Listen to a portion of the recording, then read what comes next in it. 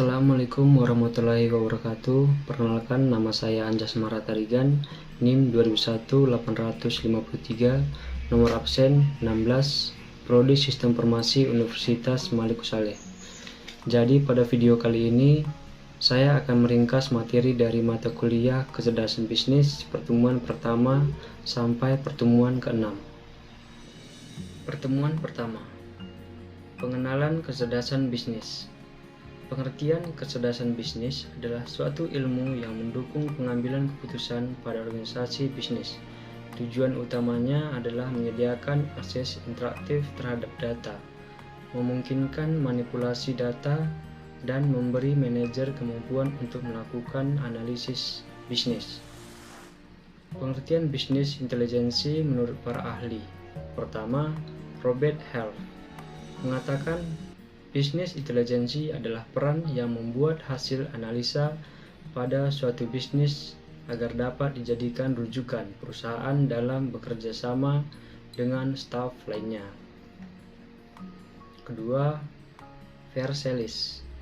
Bisnis intelijensi adalah set model matematika dan metodologi analisis yang mengeksplorasi data yang berguna untuk proses pengambilan informasi serta keputusan kompleks.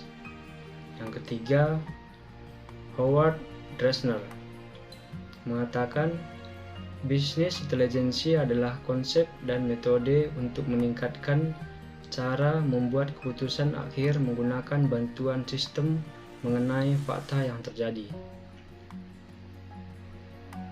Perbandingan dengan intelijensi kompetitif. Walaupun istilah intelijensi bisnis terkadang sinonim untuk intelijensi kompetitif atau karena keduanya mendukung pembuatan keputusan.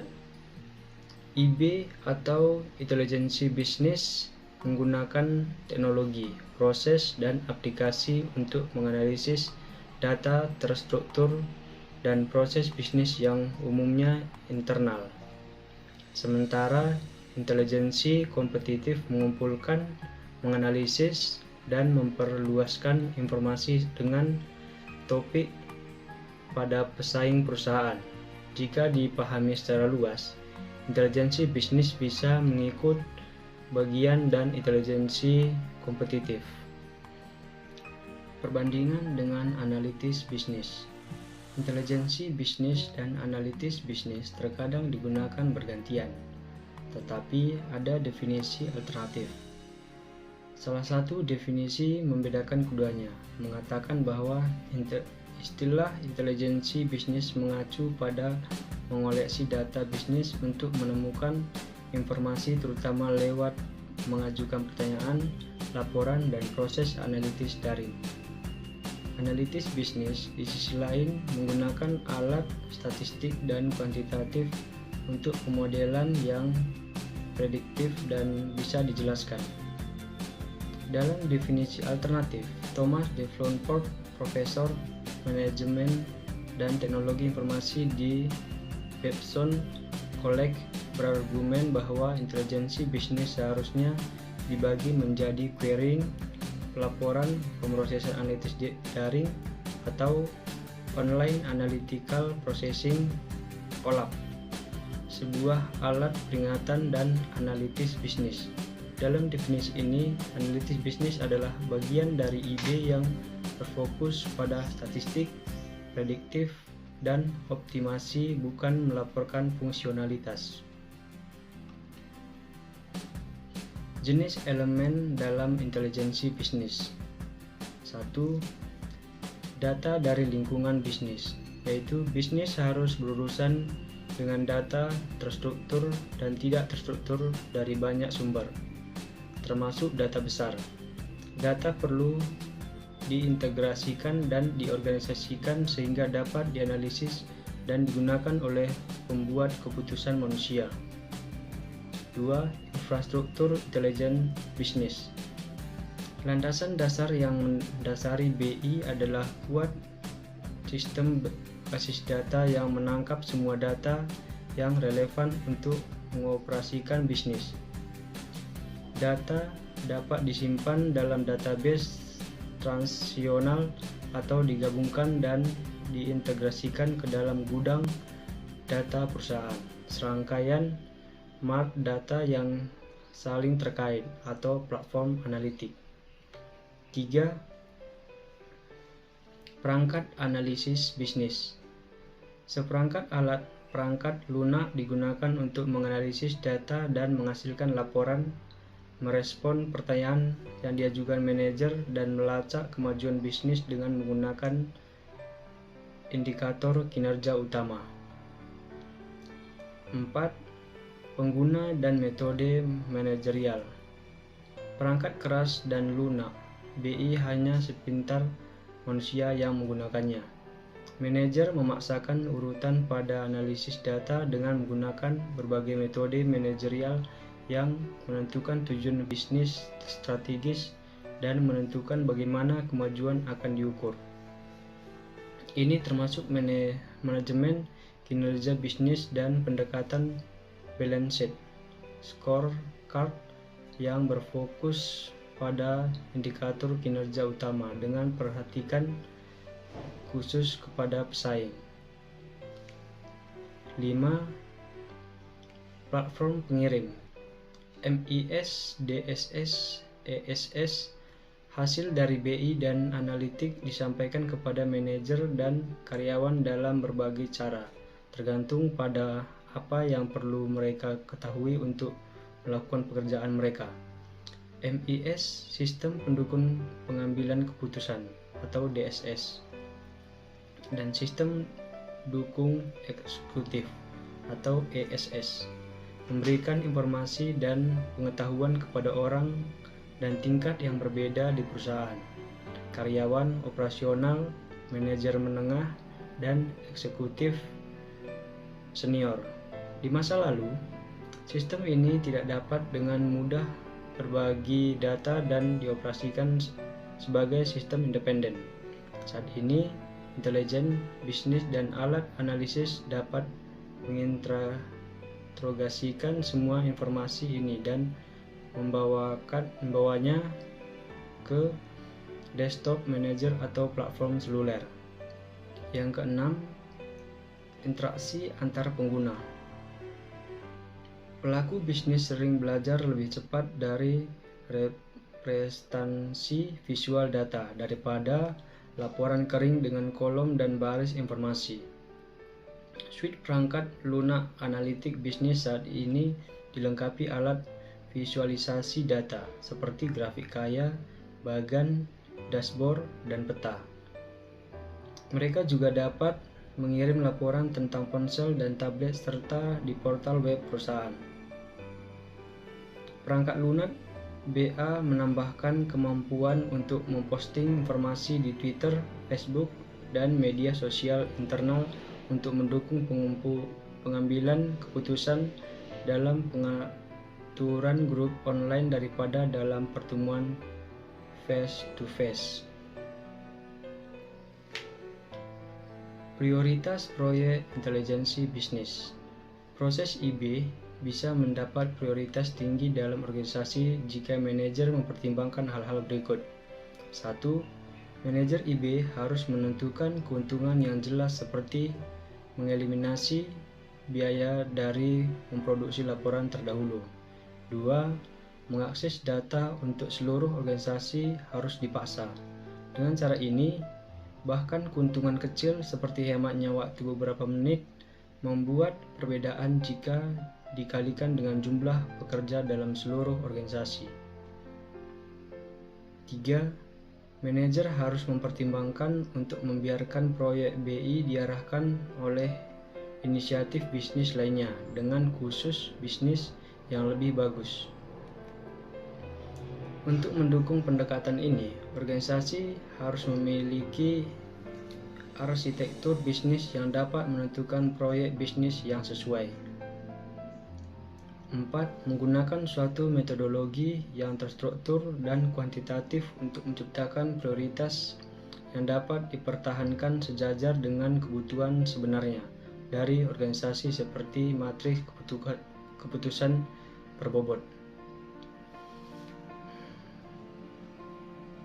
Faktor sukses dari implementasi intelijensi bisnis.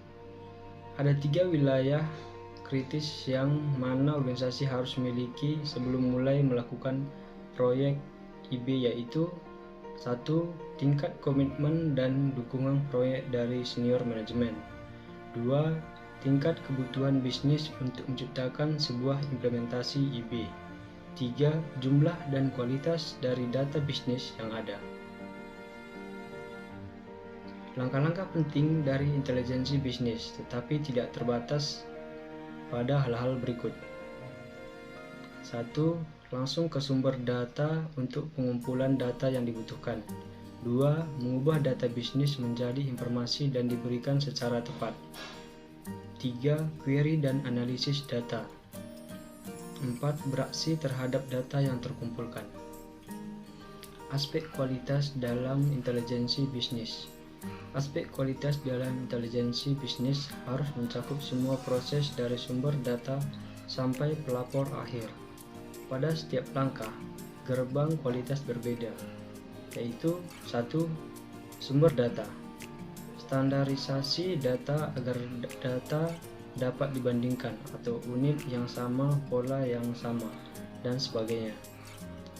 Manajemen master data referensial yang unik. 2. Menyimpan data operasional. Pembersihan data, mendeteksi dan mengoreksi data yang salah.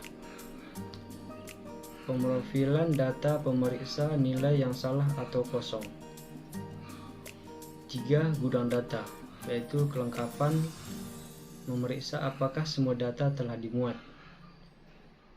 Integritas referensial unik dan referensial terhadap semua sumber.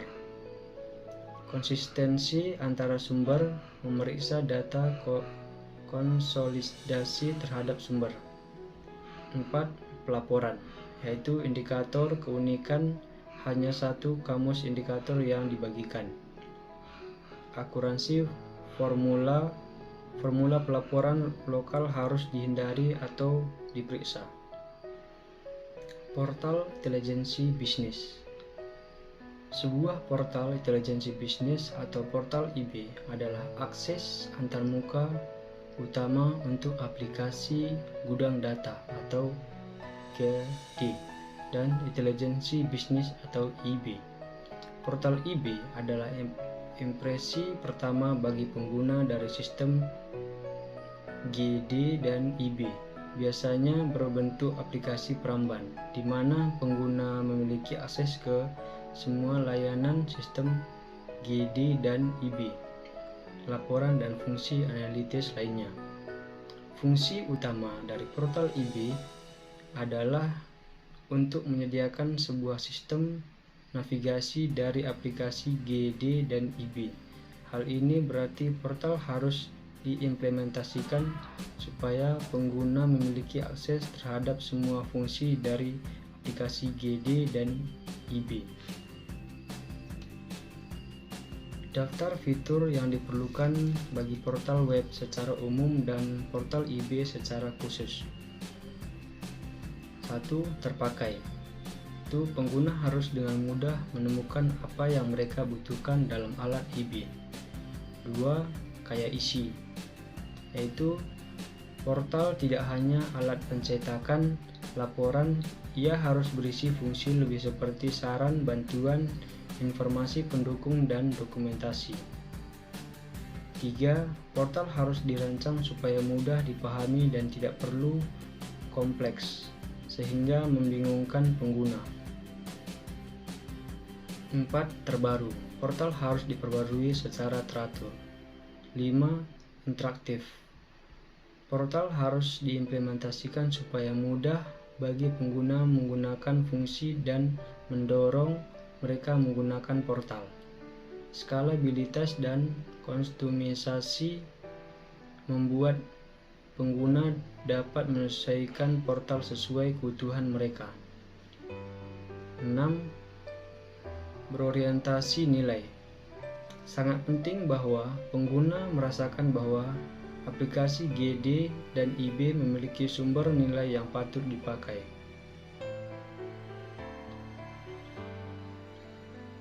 Peran bisnis intelijensi dalam perusahaan. Perlu diingat bahwa peran BI dalam setiap perusahaan akan disesuaikan dengan kebutuhan industri itu sendiri. Penyesuaian peran akan dipengaruhi oleh beberapa faktor, yaitu ukuran industri, administrasi, jenis industri, dan struktur pasar. Manfaat bisnis intelijensi yaitu membaca dan menafsirkan data untuk membantu menentukan keputusan perusahaan. 2. Mendapatkan proyeksi yang lebih terencana untuk jangka panjang. 3. Menganalisa halangan, keuntungan, dan solusi yang akan terjadi. 4. Membantu perusahaan dalam menentukan perencanaan bisnis. 5. Mengevaluasi data tren pasar secara real time. 6. Memudahkan pihak manajemen untuk mengerti kebutuhan pasar dan memperhitungkan dari segi bisnis. 7. Konteks titel. Pertemuan kedua. Komponen kecerdasan bisnis. Komponen bisnis intelijensi yaitu data warehouse, 2. Business analytics, 3. User interface atau dashboard, 4. Business performance management atau BPM. Data warehouse. Data warehouse merupakan golongan dari komponen, hardware, dan software digunakan untuk mendapatkan jumlah data yang banyak. Definisi umum dari gudang data atau data warehouse adalah sistem komputer yang bertugas untuk mengarsipkan dan menganalisis sebuah data historis untuk keperluan suatu organisasi atau bisnis tertentu. Informasi yang dikelola dapat berupa data terkait penjualan, gaji, serta informasi harian lainnya. Fungsi data warehouse. 1. Membantu dalam mengambil keputusan. 2. Mudah dan cepat dalam mengakses data. 3. Menciptakan konsistensi data. 4. Menghasilkan ROI yang optimal. 5. Menyediakan historical intelligence. Karakteristik data warehouse. 1. Berorientasi pada subjek. 2. Data telah terintegrasi. 3. Data bersifat tetap. 4. Dibuat dalam rentang waktu tertentu. Komponen data warehouse. 1. Gudang. 2. Manajemen gudang data. 3. Metadata.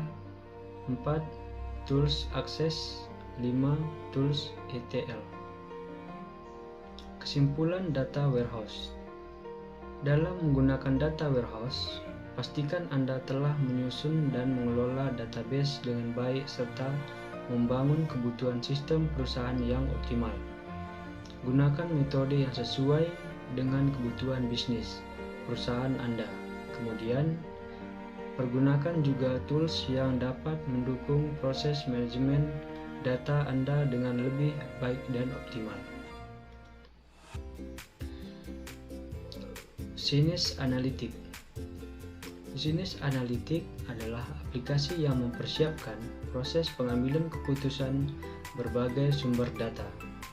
Pengguna dapat menggunakan business intelligence terhubung suatu dimensional data warehouse yang interaktif dan memanfaatkan OLAP untuk proses slice dan drilling down, dash, serta drilling up.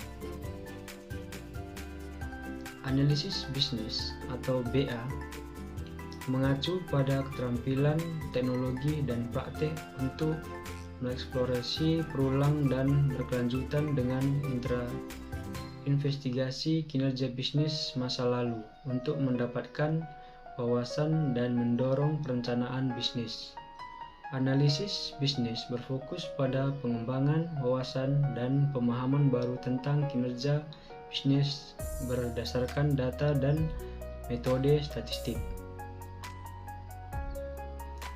Sebaliknya, intelligence bisnis secara tradisional berfokus pada penggunaan seperangkat matriks yang konsisten untuk mengukur kinerja masa lalu dan memandu perencanaan bisnis.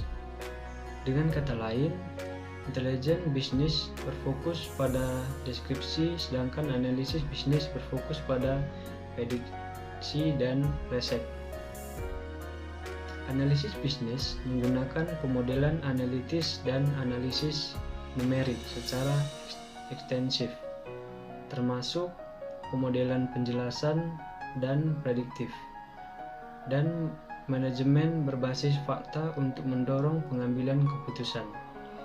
Oleh karena itu, erat kaitnya dengan ilmu manajemen. Analitik digunakan sebagai masukan untuk keputusan manusia atau dapat mendorong keputusan yang sepenuhnya optimal. Intelijen bisnis adalah query, pelaporan, pemrosesan, analitik online atau OLAP, dan peringatan. Contoh aplikasi dalam perawatan kesehatan, analisis bisnis dapat digunakan untuk mengoperasikan dan mengelola sistem informasi klinis. Ini dapat mengubah data medis dari serangkaian metode analisis yang membingungkan menjadi informasi yang berguna. Analisis data juga dapat digunakan untuk menghasilkan sistem pelaporan kontemporer yang mencakup indikator kunci terkini pasien, tren historis, dan nilai referensi. Analisis keputusan mendukung keputusan manusia dengan analisis visual yang dimodelkan oleh pengguna untuk mencerminkan penalaran. Analitik deskriptif memperoleh wawasan dari data historis dengan pelaporan, kartu skor, pengelompokan, dan lain-lain. Analitik prediktif menggunakan pemodelan prediktif menggunakan teknik statistik dan pembelajaran mesin. Analitik preskriptif merekomendasikan keputusan menggunakan pengoptimalan, simulasi, dan lain-lain. User interface atau dashboard. User interface atau dashboard adalah suatu kategori dari aplikasi bisnis intelijensi akan memonitoring informasi yang dibutuhkan oleh perusahaan dengan menggunakan format typically dan graphical gadget. Manfaat user interface. 1. Memudahkan dalam proses interaksi dengan pengguna atau user. Desain yang baik tentu saja memberikan tampilan yang menarik dan mudah untuk digunakan. Manfaat user interface adalah menjadi sebuah jembatan antara pengguna dengan aplikasi. Jadi, semua yang Anda lihat dan dapat berinteraksi di dalamnya maka disebut dengan tampilan antarmuka atau UI. 2. Meningkatkan branding sebuah perusahaan. Manfaat user interface selanjutnya dapat meningkatkan branding atau nilai suatu produk perusahaan, sehingga user dapat mengetahui dengan jelas produk atau layanan bisnis perusahaan Anda. UI di sini berperan penting dalam memberikan tampilan visual yang menjadi ciri khas atau identitas dari perusahaan Anda. 3. Meningkatkan keuntungan dalam bisnis yang dijalankan. Manfaat user interface terakhir yaitu dapat meningkatkan keuntungan atau profit sebuah bisnis. Antarmuka pengguna yang berkualitas merupakan tampilan yang dapat memberikan peningkatan dalam keberhasilan dan pencapaian bisnis, sehingga kita dapat mengetahui dan menyusun manajemen aplikasi. Apakah tampilan desain aplikasi yang sudah dibuat sesuai dengan kebutuhan produk atau perlu diinformasikan lagi.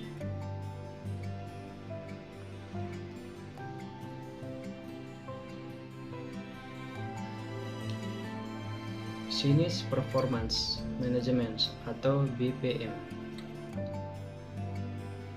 yaitu berfungsi menyediakan tools-tools yang dibutuhkan untuk mengelola aplikasi mereka. Strategi dan sistem BI. 1. Dapatkan wawasan pelanggan baru. 2. Peningkatan visibilitas. 3. Informasi yang dapat ditindaklanjuti. 4. Peningkatan efisiensi. 5. Wawasan penjualan atau sales. 6. Data real time. 7. Keuntungan kompetitif atau competitive advantage. Business intelligence di dunia kerja. 1. Analisis data. 2. Penyelesaian masalah. 3. Pengetahuan industri khusus. 4. Kemampuan berkomunikasi. 5. Visi lanjutan dan perhatian terhadap detail. 6. Ketajaman bisnis. Faktor sukses dari implementasi. Dukungan bisnis. Dukungan bisnis. Komitmen dan dukungan dari senior manajemen menurut Kimball dan kawan-kawan adalah kriteria yang paling penting dalam penilaian. Hal ini dikarenakan memiliki manajemen yang mendukung suatu kuat membantu melewati permasalahan yang dihadapi dalam proyek. Namun, seperti yang Kimball dan kawan-kawan katakan, bahkan rancangan sistem GD dan IB yang saling elegan pun tidak dapat mengatasi minimnya dukungan manajemen bisnis. Pertemuan ketiga, data warehouse. Apa itu data warehouse? Definisi umum dari data warehouse adalah sistem komputer yang bertugas untuk mengarsipkan dan menganalisis sebuah data historis untuk keperluan suatu organisasi atau bisnis tertentu. Informasi yang dikelola dapat berupa data terkait penjualan, gaji, serta informasi harian lainnya. Data warehouse sendiri pertama kali digunakan dan ditemukan pada tahun 1980-an, yang saat itu juga banyak bisnis besar yang menerapkan DSS atau Decision Support System. Hingga saat ini, banyak perusahaan yang menerapkan strategis tersebut untuk membantu dalam meningkatkan kualitas dan produktivitas kerja.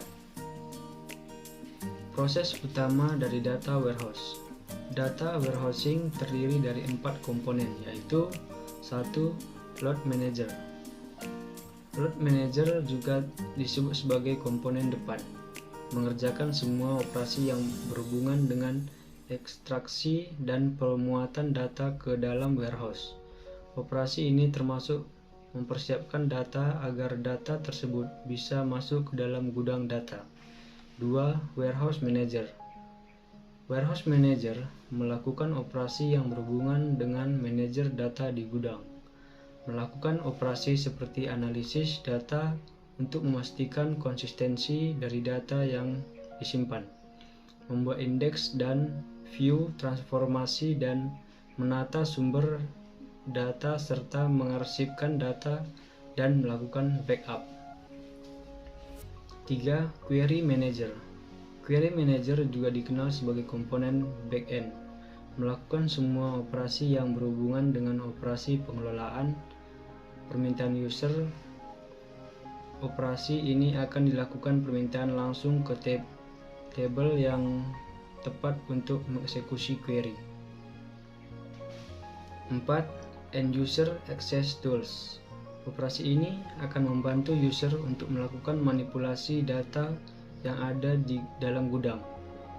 Dikategorikan menjadi sistem kelompok yang berbeda, yaitu data reporting, query tools, application development tools, IES tools, OLAP tools, Data Mining Tools. Bagaimana data warehouse bekerja? Data mengalir ke dalam gudang data. Misalnya, data didapat dari sistem transaksional dan database relasional lainnya dan disimpan ke dalam gudang data. Data yang masuk dapat terstruktur, semi-terstruktur, dan tidak terstruktur. Setelah itu, data akan melalui proses pengolahan data, pengubahan, dan pencernaan sehingga menggunakan dapat mengakses data yang diolah dalam struk dengan menggunakan alat bantuan seperti Business Intelligence, SQL Client, dan Spreadsheet.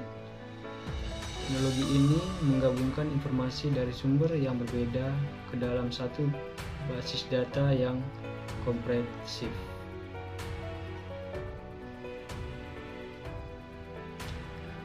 Arsitektur data warehouse. 1. Back-end tier, yaitu dalam layar back-end terdapat 3 proses yang harus dijalankan, yaitu extraction, transformation, dan loading atau ETL proses. 2. Data warehouse tier. Layar data warehouse terdiri dari interface data warehouse, data mart, dan metadata. 3. OLAP tier, suatu metode khusus untuk melakukan analisa data yang terdapat pada media penyimpanan data dan membuat laporan sesuai dengan keinginan user. 4. Front-end tier, terdapat alat-alat yang mempermudahkan pengguna untuk mengeksplorasi konten dan data warehouse.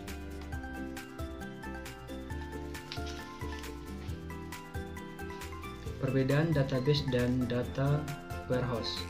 Meski sekilas konsepnya sama-sama menyimpan data, namun data warehouse tidak sama dengan database.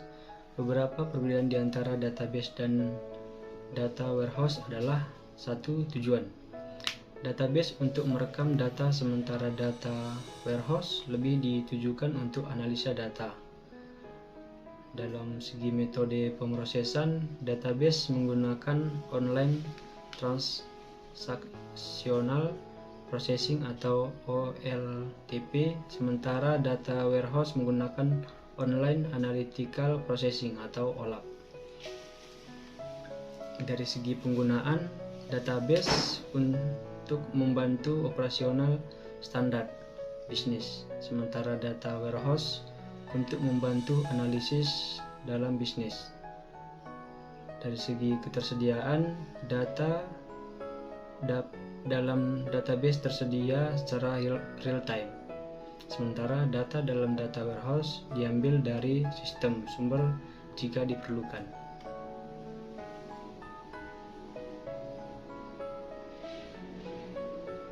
Dari segi orientasi, database berorientasi pada aplikasi, sementara data warehouse berorientasi pada subjek. Dari segi struk, database umumnya terbatas pada suatu aplikasi, sementara data warehouse dapat menyimpan data dari sejumlah aplikasi. Tipe data. Data yang disimpan dalam database adalah yang paling terbaru, sementara dalam data warehouse, baik data saat ini dan histori yang disimpan. Dari segi tipe query, database menggunakan query transaksi sederhana, sedangkan data warehouse menggunakan query yang kompleks untuk tujuan analisa. Pertemuan keempat dan kelima. Extract, Transform, Load atau ETL. Apa itu ETL? ETL atau Extract, Transform, Load adalah proses integrasi data yang menggabungkan data dari berbagai sumber ke dalam suatu penyimpanan yang konsisten dan dimuat ke dalam gudang data atau sistem lainnya. Singkatnya, sistem ETL adalah dasar dari pengelolaan data, khususnya big data. Di sana data akan dikombinasikan dari berbagai sumber. Setelah itu, mereka simpan di tempat bernama data warehouse. Tujuan ETL. Tujuan ETL adalah mengumpulkan, menyaring, mengelola, dan menggabungkan data-data yang relevan dari berbagai sumber untuk disimpan di dalam data warehouse. ETL juga dapat digunakan untuk mengintegrasikan data. SQL Server. SQL adalah singkatan dari kependekan dari Structured Query Language. SQL Server adalah sistem manajemen database rasional atau RBDMS yang dirancang untuk aplikasi dengan arsitektur client dan server. Jadi secara umum SQL Server adalah sebuah software yang dibuat perusahaan Microsoft yang digunakan untuk membuat database. Client adalah setiap komponen sistem yang meminta layanan atau sumber daya dari komponen sistem lainnya. Server adalah setiap komponen sistem yang menyediakan layanan atau sumber daya dari komponen sistem lainnya. Kelebihan dan kekurangan. Kelebihan SQL Server adalah SQL Server sangat powerful dan banyak sekali digunakan perusahaan-perusahaan besar karena memang sangat powerful untuk konsep client server. Kekurangannya, SQL Server adalah software berbayar. Oleh karena itu, hanya perusahaan-perusahaan besar yang mampu untuk menggunakan SQL Server. Walaupun server yang gratis yaitu versi Express, namun banyak fitur yang kurang lengkap dari versi yang berbayar. Pertemuan ke-6, Pentaho Data Integration atau PDI. Pentaho adalah sebuah perusahaan yang menawarkan produk Business Intelligence atau BI yang menyajikan data integrasi, pelayanan OLAP, reporting, dashboarding, data mining, dan kemampuan ETL pada Kettle. Apa itu Kettle? Kettle merupakan aplikasi extract, transformation, dan load atau sering disebut dengan ETL. Aplikasi ini merupakan salah satu bagian dari aplikasi BI Pentaho Data Integration atau PDI. Fitur-fitur Kettle. 1. Memiliki utilitas grafik yang dapat digunakan untuk merancang kontrol flow umum maupun data flow. 2. Multi-platform karena dikembangkan di atas Java, yang dimana Java berjalan di banyak platform sistem informasi. 3. Bersifat concurrent, yaitu pada setiap row data diambil oleh step yang akan diserahkan secara paralel. 4. Scalable, dapat beradaptasi dengan penambahan kapasitas memori RAM maupun stroke. 5. Koleksi step, transformasi, dan job cukup banyak. 6. Extensible, kita dapat membuat step, transformasi, dan job baru dengan sistem plugin. 7. Dukungan luas dari berbagai produk database yang terkenal di pasaran, baik itu proprietary maupun free open source seperti Oracle, SQL Server, MySQL, dan lain-lain. Sekian dari hasil presentasi ringkasan pertemuan dari pertama sampai pertemuan ke-6. Jika ada kesalahan kata,